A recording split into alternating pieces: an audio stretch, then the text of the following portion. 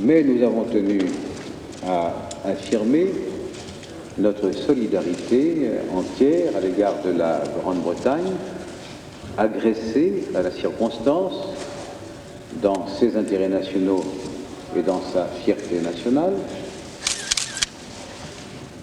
solidarité qui est naturelle. La Grande-Bretagne doit retrouver son droit, étant entendu. Nous avons étudié les relations entre l'Est et l'Ouest. Nous avons étudié les relations entre le Nord et le Sud. Et nous avons débattu des problèmes qui nous sont propres. Problèmes économiques, financiers, commerciaux, touchant particulièrement au domaine de la monnaie et du commerce. À l'intérieur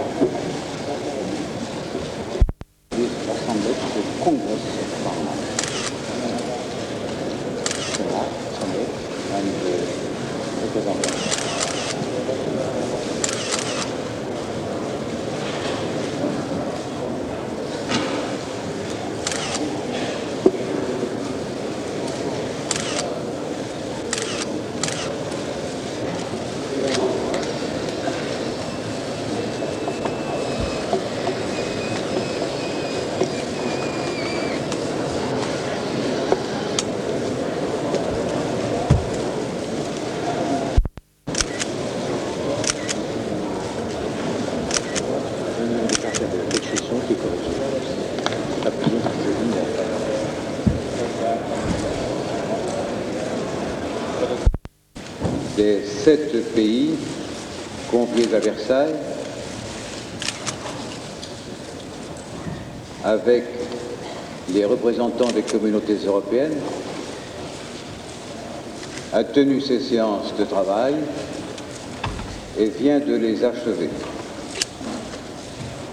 par l'adoption d'une déclaration. Cette déclaration a bien entendu été adoptée par tous et représente donc un consentement général. Ce document vous sera distribué, si ce n'est déjà fait, dans les langues correspondantes et pour vos travaux de commentateurs, vous pourrez les consulter et vous reporter au texte lui-même afin d'en apprécier la teneur.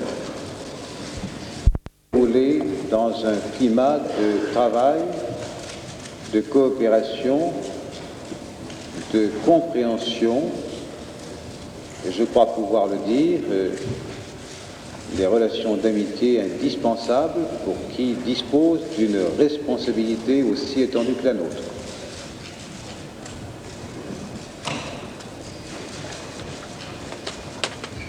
Nous avons successivement examiné les problèmes que vous savez, inscrits à l'ordre du jour. Nous sommes restés fidèles à l'ordre du jour lors des séances plénières.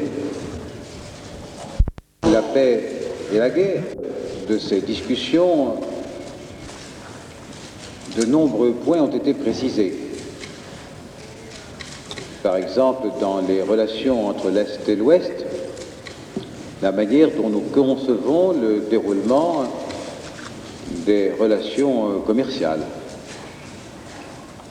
Par exemple, lorsque, dans les relations Nord-Sud, nous envisageons la relance prochaine des négociations globales, nous précisons, comme nous l'avons toujours fait, que doivent être préservés les droits, les obligations des institutions spécialisées.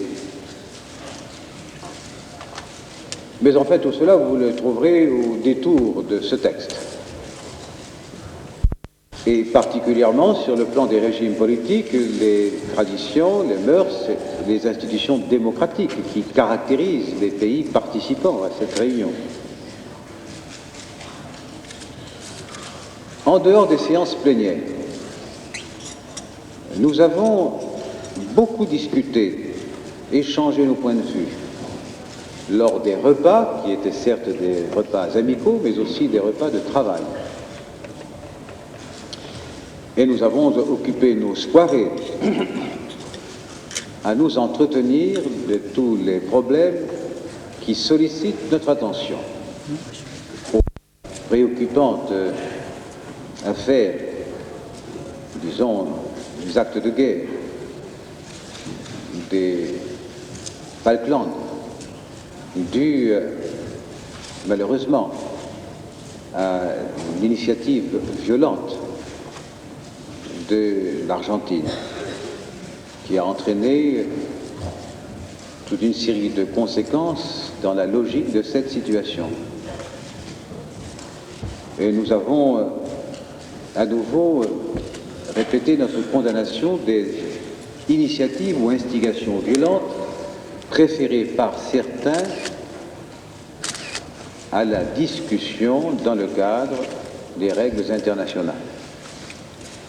D'où notre soutien à la résolution 502 du Conseil de sécurité et notre souhait de voir le plus tôt qu'il sera possible triompher un cessez-le-feu, c'est-à-dire, disons les termes d'un armistice s'appliquant à l'ensemble du conflit, ou plutôt à l'ensemble des deux pays directement en cause. Que nous ferons tout pour que ce droit reconnu, la paix l'emporte sur la guerre. Nous avons venu pendant la durée de notre conférence. Un texte a été diffusé. Ce texte a été élaboré et adopté.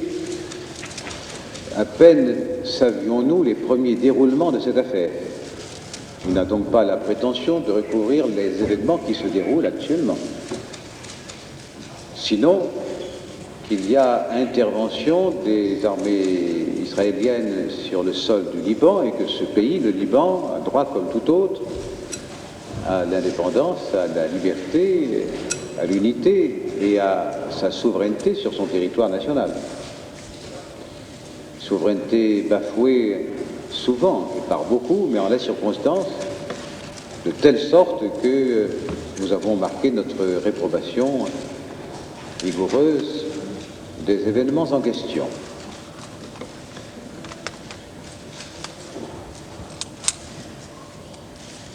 Quant au corps du texte, moi je l'ai là, vous ne l'avez pas tous. Et comme nous n'en discuterons pas, de ce qui n'est pas une conférence de presse, mais une déclaration, c'est à l'intérieur des autres conférences de presse qu'on pourra entrer dans le vif du sujet et répondre à vos questions, dialoguer avec vous. Nous avons voulu procéder de la sorte, qui est un peu différente de celle d'Ottawa, pour éviter 8 déclarations successives, un peu artificielles, c'est la loi du genre, et qui n'apportaient pas grand-chose au débat. Comme ce n'était pas non plus un concours d'éloquence, à quoi cela servait-il? Nous avons donc décidé de confier au président du sommet le soin de faire devant la presse la déclaration terminale. C'est ce que je fais au nom du sommet et en ma qualité de président achevant son mandat, de président du sommet de Versailles. Il n'y aura donc pas d'autre déclaration que celle que j'énonce.